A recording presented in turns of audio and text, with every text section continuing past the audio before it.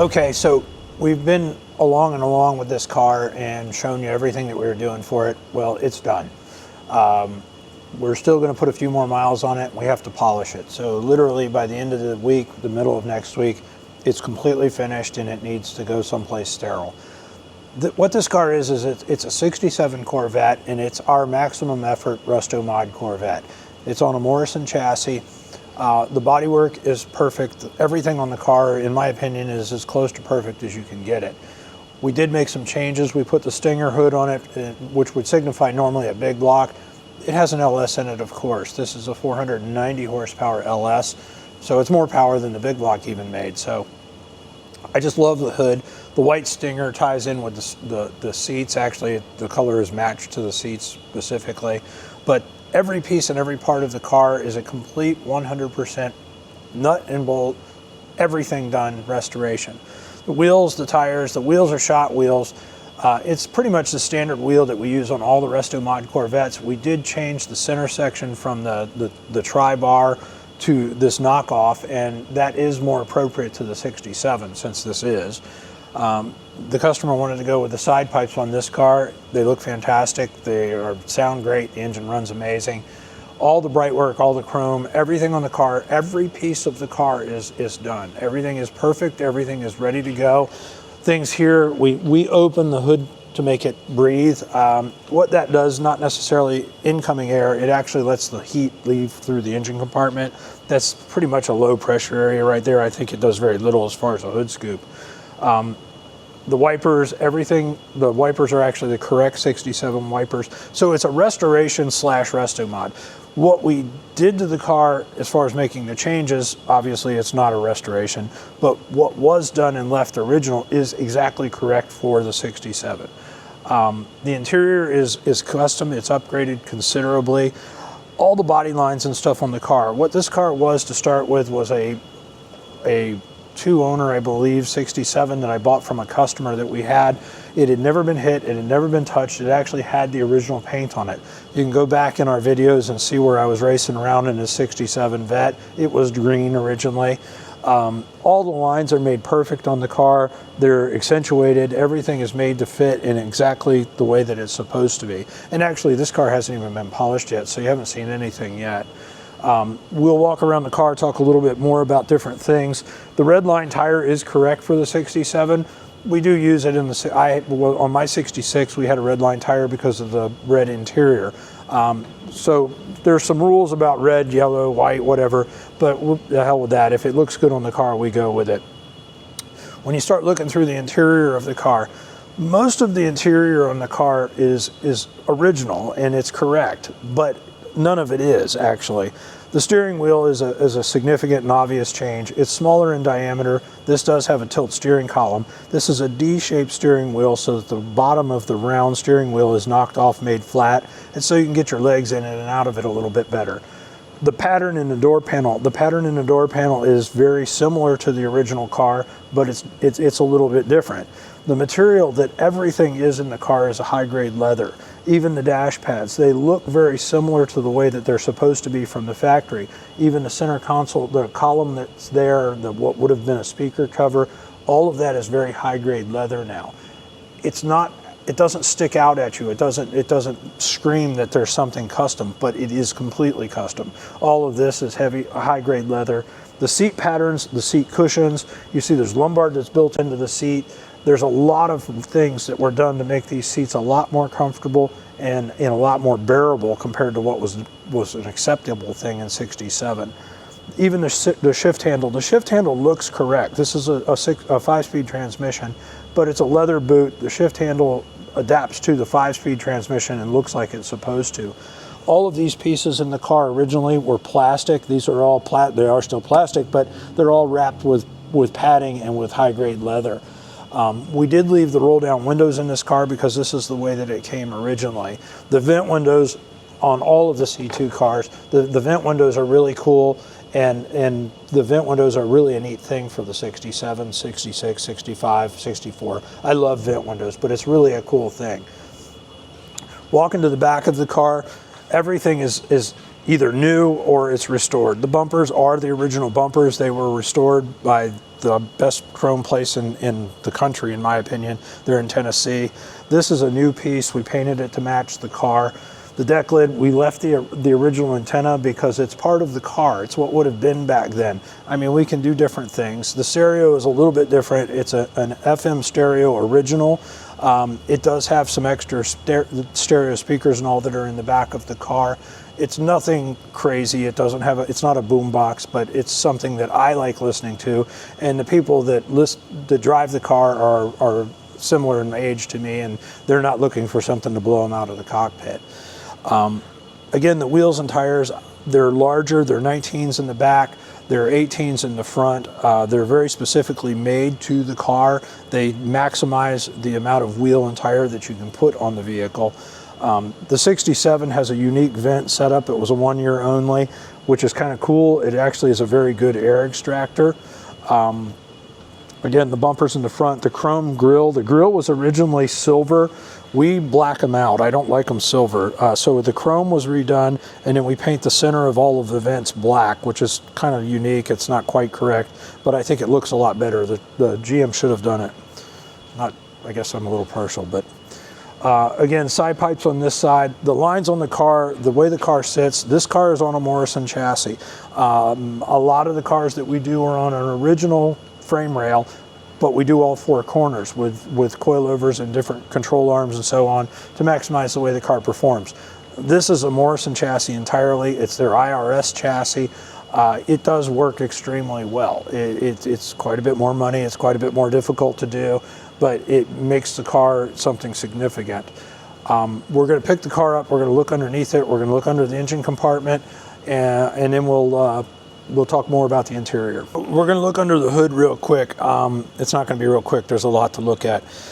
This is a 490 horsepower LS3. One thing that we do on a lot of the cars, especially when it has a big block hood, is we mimic the big block valve cover. It's a little bit different in size, but it kind of looks like a big block Chevrolet would have looked in the car originally. So that's this chrome part that was right here. This piece is something we fabricate, we send out to have chromed because it covers all of the injectors and it kind of blends everything in real nice. This one is a little different in that we painted the engine to match the car. You can see that the water pump area and all of the cast aluminum is painted to match the car. It's exactly the same color. The exhaust manifolds, they're not tubular headers like a race car would have because it's not a race car. This car's meant to be driven and enjoyed. But they're coated with a ceramic coating. The real interesting thing is back in here. The factory car has a windshield wiper mounted right here, which it does. But Clarence has fabricated all of these aluminum panels that are covering everything. And the heater box would have gone right here. So this has all been fiberglass back. This is all part of this is the maximum thing we can do. This is what happens when we spend 18 months to 2 years building a car. But all of this is made to look like it was never there. You can see the coils have been moved over here along the firewall. Again, there's more panels inside here that are covering the ECU, the computers. There's panels down here that protect the engine area from having mud. It's a similar thing to what the factory would have done, but it's not. It's something that we made and it fits the chassis the way that it's supposed to. The radiator in the front, this is a DeWitt's custom radiator. This is on a big block core support. This radiator is pretty much our go-to with all of these cars. They fit really well. They cool the car properly. It has a maximum fan. It is a brushless fan system, but you can see all of the breathing lines in the tubes. These are all radiator hoses. These radiator hoses are not like radiator hoses on your normal car. It's a lot of metal. It's a lot of silicone. We use heat shrink clamps so that they don't stick out like a sore thumb. There's an overflow canister right here. The condenser and all for the radiator and the air conditioning system is in the front. This is a typical master cylinder and booster for us. The master cylinder is a Willwood master cylinder to match the brakes on the car, and it's a vacuum assist booster. I like the vacuum. It looks better than having a Hydro Boost, which has got lines running all over the place. That whole side of the car is basically stock. The fender wells have been smoothed and they've been painted. This tube would be something we would do on just about any installation. It's painted black. Again, there's not a lot of bling under the hood. The only chrome is the valve covers and the injector covers. All of this stuff, I like it to look OE. I like it to look like something the factory could have built. They didn't, and frankly, as pissed off as I am at Chevrolet right now, I don't think they're capable. But you see all the hoses and the retention of the hoses and stuff down inside. When we lift the car up, the frame is gloss black on this one. A lot of times we do satin black, but this one we wanted a little bit extra pop with it. You can't see much up on the front, but most of this is just air conditioning and cooling that's inside here. When you come over to this side, you see the air cleaner, the steering column and stuff that goes into the rack and pinion steering. A lot of times on the Restomod projects, we use just a standard steering box. The Morrison chassis does come with a rack and pinion system. It's all power assist. Everything's power assist. This is the power brake unit. This is a power brake unit that we would use just about on everything. Sometimes they're gold instead of black. You can see again on the other side all the shielding and stuff. Behind that metal panel is all of the computers that run the engine. And there's two different parts that are housed behind there. The dipstick is very obvious. We leave it that way so that you will occasionally check the oil and it's easy to get to. The bottom side of the hood, this hood is an aftermarket hood, but it's a pressed glass hood. So what that means is it's not a $300 hood, it's a $1,300 hood. And then we body work it and we paint it to great extent so that it looks like it does. That is not factory, that's not the way it came. It is like everything else, it's accentuated. We'll pick the car up and we'll look underneath it next. So we're going to start at the front and look at the underside of the car. Again, you can see the level of detail. It doesn't matter what angle you put this car on. You can turn it over, you can look underneath, you can roll it around, you can open it up, it doesn't matter. Everything is as close to perfect as we can possibly make it. And that's pretty damn good. If you start looking at the chassis, this is the gloss black finish that I told you about. Again, normally we do the satin black, but this car is so over the top and so spectacular, we really wanted it to shine. You look inside the wheels and you look at all of the details with the brakes. These are 13.5-inch Wilwood brakes. The car weighs about 3,100 pounds with this chassis. We haven't scaled it yet, we will. The coilover shock, it's a double adjustable coilover shock, so we can adjust, which is part of what we're doing right now and why we're spending time driving it, is we're getting all of this stuff fine-tuned so that it's working as well as we can make it work, which is pretty good. But everything is completely detailed, every spot, every piece. You see the little blue spots right here. This is to just tell the person that was putting it together, which is Clarence, that everything has been tightened and it gives any kind of indication if something's loose and moves. You'll see that throughout the car. It's a common thing to do with this. As we move back, you see the exhaust. The exhaust is not just stainless, it's polished stainless, and it's been completely TIG welded together. I believe David TIG welded this. David has become an amazing welder. You see this little device right here. What this does is it allows things to move and flex without breaking. This is a stock 67 427 Corvette exhaust pipe, so for the side pipe kit. Everything else we've done coming to it is our own thing.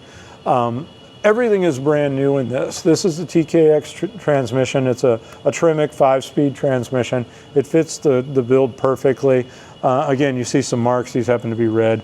All of this on the bottom of the car. This is insulation. This is a thermal barrier to stop heat absorption into the car.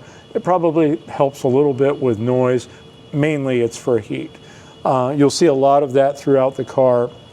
When the fiberglass is perfectly clean, we can do that because it adheres to it properly.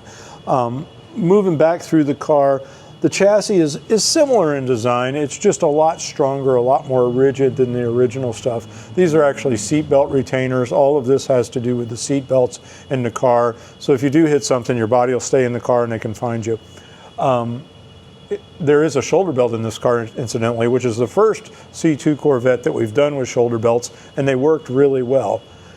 This is the Morrison IRS, which is loosely based on a 14 or 15 Camaro. It's a strange center section. This is good to about 1,000 horsepower. So what's that mean with 500 horsepower? It means you're never going to freaking break it, ever. All of the suspension in the back, the shocks here on the side, everything is way overkill. It's much stronger. Why did we do it? It actually rides a little bit better even than the original stuff. The original chassis is very good. When we're done with it, it's very good, but it's not this good. It's also not this expensive, which is always the common denominator. As you move back in the car, it has a custom-made tank. You can see the stainless steel tank here.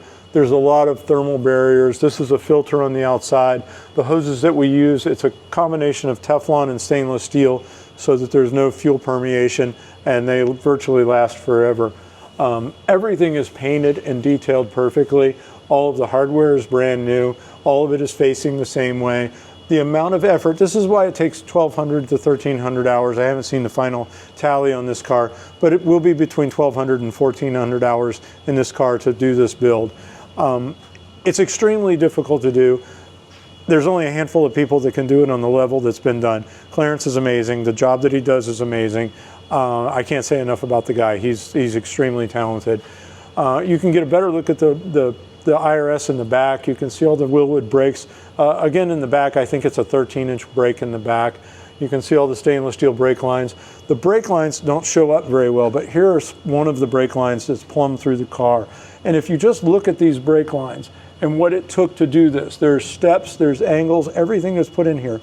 This piece to go from here to here is probably about 3 or 4 hours worth of work to get it to look like this. The amount of effort it takes to build something like this is really quite incredible, and it's an enormous amount of talent to do it. This is an emergency brake system. We use the original emergency brake handle in the 67, which for the C2s, that was the best thing going. The pull handles that existed for the 6 years before that were not too good. I guess it wasn't 6 years, it was 4 years. Anyway, this is an opening that would have been used if we were using an out the back exhaust. The pipe would come through here, it would pass under, it would go up and then through the tail panel as it was supposed to be. It is what it is. The center section is removable so we can get the transmission out. It doesn't work on this car, it's got side pipes. Again, oil pan for the engine, it's been painted to match the car. A lot of times I paint the engine orange because it's supposed to be orange. I like that, but this car, again, with the polish or the glossy finish on the frame, the blue finish to match the car just seemed to be appropriate, and I like it. And I guess that as long as the owner likes it and I like it, that's all that really matters. The wiring and stuff, you see all the details in the wiring, and you see how all this is restrained. I point all this out because we see hundreds of cars a year that come in from other builders all over the country. And I know I'm bragging and it's okay, but there's only a couple times that we see something that's this well done. Most of the time the shit's laying on the exhaust, it's getting burned up, it's rubbing on something like it's not supposed to. It's very unusual that we see something that's built to this level.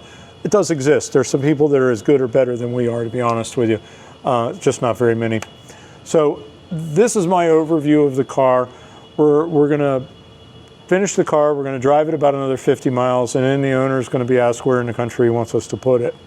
But I'll enjoy the shit out of driving it because it really is fast, it really rides good, and it's a lot of fun to drive. Thanks.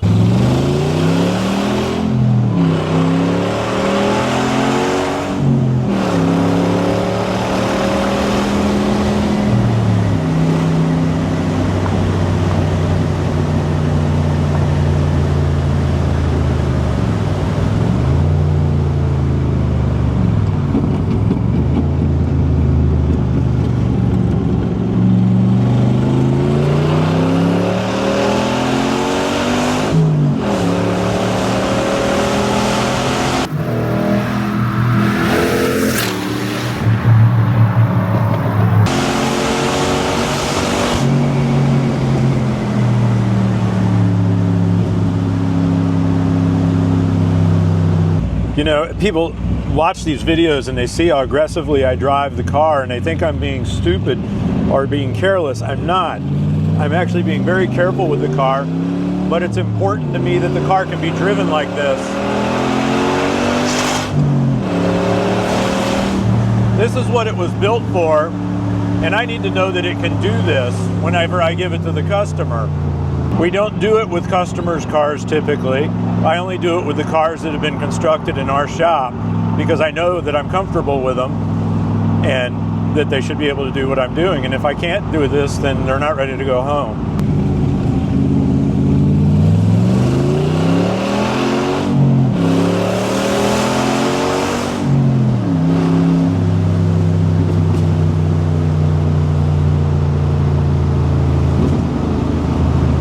is exceptional. The car's really, really good. Feels great.